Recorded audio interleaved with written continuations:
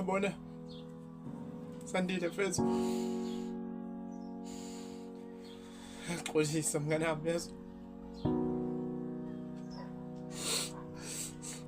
Kuzosa kube namhlanje mfethu,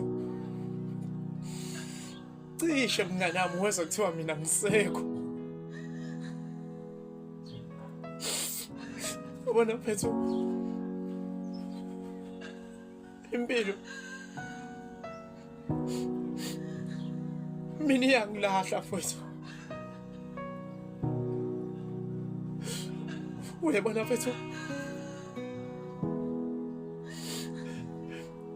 ngiyaphila mngani wami ngoba ngisahamba, ngiyaphefumula. Kodwa mfethu ngaphakathi ngifile mngani wami yazi.